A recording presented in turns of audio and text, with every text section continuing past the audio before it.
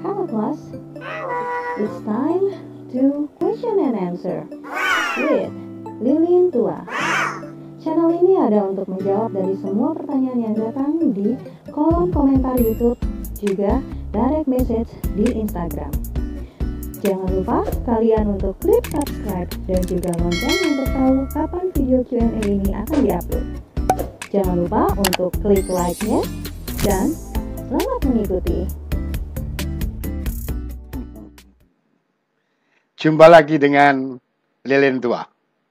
Hari ini saya mau menjawab pertanyaan dari Mas Eka Siva 6 jam yang lalu. Bunyi pertanyaannya, Bas, izin tanya Bas, kalau di kompresornya terjadi bunga es, strip banyak es pada kompresornya itu, pertanyaan saya apakah itu normal? Apakah tidak berbahaya untuk valve kompresornya? Terus bagaimana cara mengatasinya, Bas? Sun. Ya, saya mau menjawab pertanyaan ini berkaitan dengan pelajaran kemarin. Baru kemarin, yang ini, yang kelihatan di gambar ini adalah pelajaran kemarin. Kita ulangi sebentar. Ada 4 proses pokok, dan sebagai engineer, Anda harus yakin seyakin-yakinnya megang pipa dari evaporator sampai ke kompresor mesti dingin.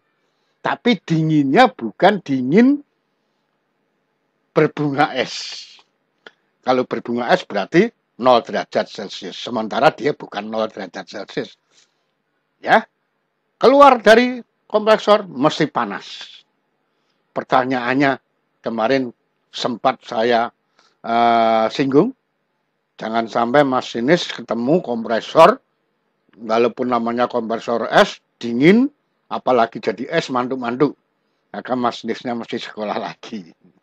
Iya, kita lihat yang kedua, ini lebih sederhana. Tetap 4 proses pokok. Pertanyaannya, kalau Anda lihat di sini, tetap pada saat Anda pegang, mana daerah tekanan tinggi, mana daerah tekanan rendah. Ya, ada evaporator, ada kompresor, ada kondensor. Ini bukan konvensor, kondensor. Receiver. Kondensor receiver itu satu kesatuan.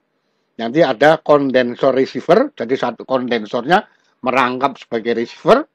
Ya, tapi ada juga kondensor sendiri, receiver sendiri, satu kesatuan. Baru cairannya masuk flow controller. Kenapa saya bilang flow controller? Karena fungsinya adalah untuk mengatur, mengendalikan aliran refrigeran.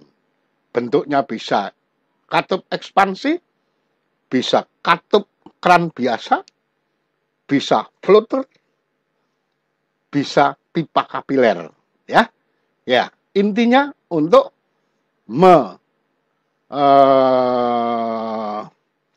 menurunkan dari tekanan tinggi ke tekanan rendah. Kembali, ingat, masuk kompresor mesti wujudnya cairan. Kenapa? Karena kompresor sudah disumpah dia hanya bekerja untuk gas. Sebab kalau bekerjanya cairan, maka akan terjadi ketokan. Karena cairan adalah zat yang tidak bisa dikomprimir, tidak bisa dikompresikan. Maka akan terjadi ketokan cairan dengan klep. Bunyi, pak, pak, pak, pak, pok, pok, pok, pok. Itu kalau dilanjutkan rusak. Benar. Akan terjadi kerusakan di klep-klepnya. Ya, karena yang masuk bukan gas, tapi cairan. Cairan apa? Cairan refrigeran. Kenapa kok bisa cari refrigeran di situ? Ya, ingat. Sekali lagi, Anda diingatkan tentang mana daerah tekanan tinggi, mana daerah tekanan rendah. Anda sudah harus tahu evaporator, saluran isap suction line, suction service valve, ada kran sebelum masuk kompresor, discharge service valve, kran sesudah kompresor, discharge line, saluran discharge, saluran buang, kemudian kondensor, dan sebagainya. Masuk, pegang kompresor, mesti anget. Itu tandanya cairan dan tidak bunyi. Kalau cairannya bunyi pak, pak, pak, pak, pak, mesti yang masuk cairan. Kenapa di situ bisa masuk cairan? Ingat, evaporasi, penguapan harus selesai habis di evaporator. Evaporasi harus habis di titik C. Dari titik C, sudah mulai terjadi pemanasan untuk superheated vapor. Pada saat keluar dari expansion valve terjadi panas, pengambilan panas laten, yaitu panas yang dipakai untuk merubah bentuk dari cair menjadi gas melalui proses uap jenuh dulu. Jadi panasnya diambil untuk merubah bentuk jenuh menjadi superheated. Dari saturated vapor menjadi superheated vapor. Dari laten menjadi sensible. Jadi masuk sini harus sensible. Kalau sampai titik C itu kira-kira bisa bergeser ke dalam atau keluar? Nggak bisa. Tergantung pertama oleh pengaturan flow controller, expansion valve-nya. Yang kedua tergantung dari beban. Apakah dagingmu banyak, dagingmu penuh atau enggak. Yang terakhir, barangkali karena sering kamu buka, kamu tutup pintunya, terjadi es, penebalan pipa-pipa. Karena terjadi penebalan pipa-pipa, penebalan es di pipa-pipa evaporator, banyak frostnya di sana, maka pengambilan panas dari ruangan terhalang oleh es. Akibatnya apa? Penguapannya terhambat. Yang mestinya selesai di titik C, ini bablas. Barangkali agak ke sini lagi, barangkali deketin kompresor.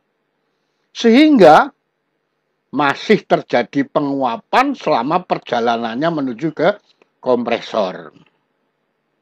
Masih terdapat titik-titik dari uap jenuhnya refrigeran karena penguapannya tidak selesai di titik C.